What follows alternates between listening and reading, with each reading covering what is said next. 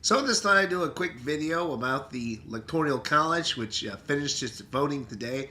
Seeing how I'd done a few videos earlier, I thought I'd just bookend it, digest the information. No surprise, Donald Trump has won the Electoral College.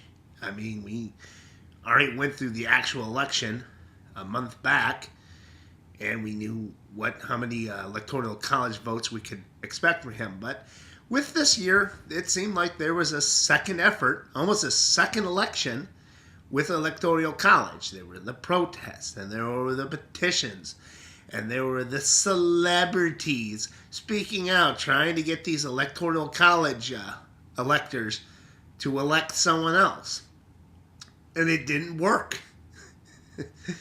uh, I find it amusing because, with these people trying to change it, there came this sort of attitude that anything goes, by any means necessary. You'd start this propaganda that the Russians hacked into our elections. This has not been proven yet.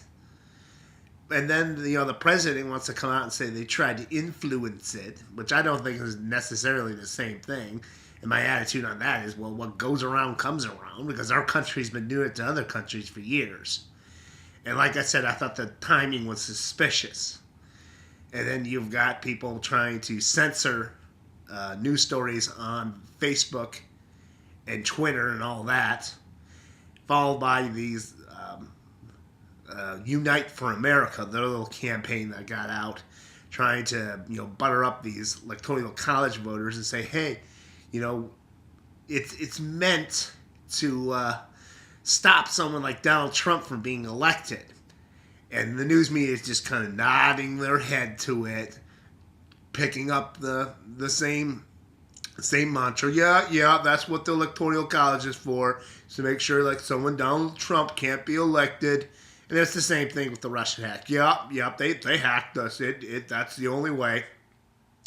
And these electoral electors, they stood by their pledges. Most of them. There were some faithless electors, and I'm not going to blame the two guys in Texas for not wanting to vote for Donald Trump. One voted for John Kasich, and the other one voted for Ron Paul, who I've always loved. But the irony of it all was that there was actually more faithless electors for Hillary Clinton. Democrats who still couldn't stand her and decided to vote for someone else. You had 4 in Washington. 3 of them went for Colin Powell, and another one went to Faith Spotted Eagle, which I was disappointed to find out was an actual person. She's a Native American activist with against Apple at Standing Rock. I was thinking it was an actual eagle, and I thought, wow, that cuts deep. That someone said just a spotted eagle. I'd rather have that than Hillary Clinton. And one elector in Hawaii voted for Bernie Sanders. There were a few other attempts in Minnesota and in Maine. I had reported earlier that there was a faithless elector who had voted for Bernie Sanders, but he was forced to change his vote because they have some pretty stringent rules in some of these states when it comes to the electoral college, and he was basically strong-armed into voting for Hillary Clinton. And in a few other cases, the people, they were straight up dismissed after they didn't vote for who they pledged to vote for.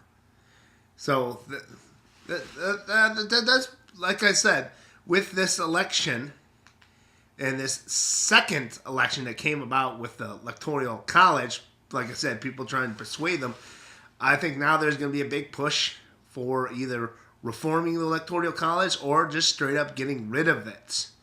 But I wouldn't expect anything to happen in the next 2 to 4 years. Especially at the very minimum, not in 2 years, because you've got a Republican-controlled House and Senate that's coming up with now a Republican president, and they're going to be able to get a Republican Supreme Court judge. So, like I said, at least not 2 years. You got to get rid of. The Democrats would have to take back the House. That's even if they are interested in reforming or getting rid of the Electoral College, because these Democrats, and I'm talking the high level ones, your congressmen and your senators, they'll whine along and they'll they'll agree with their supporters, but in the back of their mind, thinking, no, the Electoral College makes it easier for our people to get elected. So I don't actually even know if they would want to get rid of it. You would have to go out of your way and make sure whoever you voted for was against the Electoral College if you want to get rid of it. But we'll see with that. And like I said, I found it amusing. I did a video on, well, I did two videos. I did one on the Hamilton electors, and I did one on Unite for America.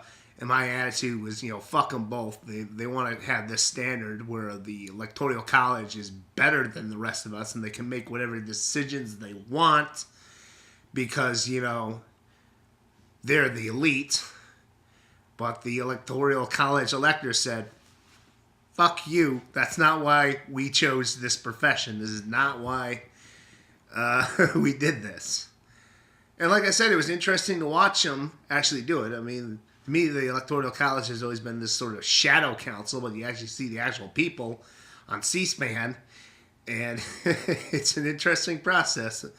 Oh, God, I watched the Pennsylvania one. That one just went on forever, and they're like, well, now we have an amendment to elect this officer of this thing. Do I get a second? We get a second. Could the sergeant in the arms bring this person up here to the agenda? Hour long just so these people would all vote for Donald Trump. Like I said, it was interesting, and now it's over. And I wonder what the resistance is going to do, try to pull next with Donald Trump. Because, like I said, they're going to keep focused on the Russians.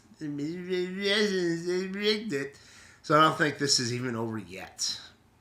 It has to be, certified on January 6th with the new Congress. And I think in between that time, I'm going to see them trying to convince Congress not to do it. Obviously, Martin Sheen's going to be in another video with some other celebrities trying to convince Congress not to do that because he's two-faced. In this case, he'll be triple-faced. First, he's like, he has a message to the citizens, and he's like, your vote matters. And when that failed, it was like, come on, Electoral College, you can be heroes. And that failed, and now he's going to be begging Congress to do something, I bet you. And we'll have to see. Well, I won't see for a while. I'm going to be tuning out of social media for a month. Starting tomorrow, I'm going to do my review for Scream Queens, the season finale, and I think you won't see me doing too many videos, except for maybe on the other channel. I got 2 or 3 videos I wanted to do before the year's out. And then I'm just going to stay off, the internet, try to watch a lot less TV. Just for the hell of it, just see what my life is without all this. And like I said, I'm tired of hearing about this fucking election. It's fucking December and we're still talking about it like it's still going on. Yeah, so I'm just going to take a break from it all. Go back to a life before all of this and see if it's worth it. And you'll honestly admit you won't.